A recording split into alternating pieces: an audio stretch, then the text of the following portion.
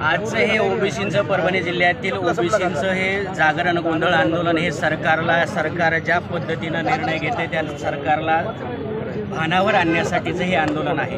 आणि ह्या आंदोलनाच्या माध्यमातून आम्ही सरकारला हेच सांगतोय की ओबीसींसोबत कुठल्याही पद्धतीचा प्रशासकीय लेवलवरती ज्या पद्धतीनं घात करणं चालू आहे, मागच्या दारानं कुणबी सर्टिफिकेट देणं चालू आहे, हे तात्काळ थांबवलं गेलं पाहिजे। आणि दुसरी गोष्ट आमची ही आहे की ज्या पद्धतीनं सरकारला अल्टिमेटम दिलं जातं आणि सरकार त्याच स्वरूपामध्ये काम करतं आहे आणि सरकार जे लाड पुरवतं आहे ते सरकारनं लाड पहिले बंद करावे। कारण ज्या प्रस्थापित समाजाच्या नेत्यांना जेवढी मतांना किंमत आहे तेवढीच ओबीसींच्या देखील मतांना किंमत आहे। त्याच्यामुळे सरकारला आमचं जाहीर आव्हान आहे, आज जर तुम्ही ओबीसींसाठी चुकीचं काही करण्याचा प्रयत्न कराल तर हा ओबीसीचा जागरण गोंधळ परभणीत नव्हे तर ह्या मुंबईच्या मुख्यमंत्री आणि विधान भवनावरती सुद्धा आम्ही न्यायला कमी करणार नाही। कारण ओबीसी जर 10% जरी रस्त्यावर पडला तर मुंबई जाम व्हायला वेळ लागणार नाही।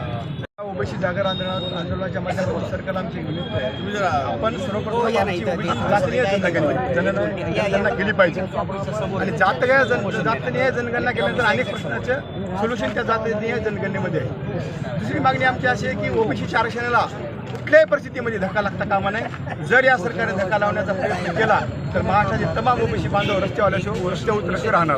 आपलंच आंदोलन सुरू आहे का महाराष्ट्रात सगळीकडे? महाराष्ट्रामध्ये आता आमचंच एक आंदोलन सुरू आहे, पण याचंच लोन पूर्ण महाराष्ट्रामध्ये पसरायला काही जास्त वेळ लागला असं मला वाटतं। महाराष्ट्र पेटले ठळक घडामोडींसाठी देशोन्नती न्यूज चॅनलला सबस्क्राईब करा आणि बेल आयकॉन प्रेस करा।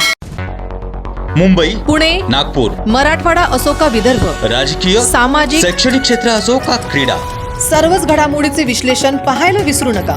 फक्त देशोन्नती न्यूजवर।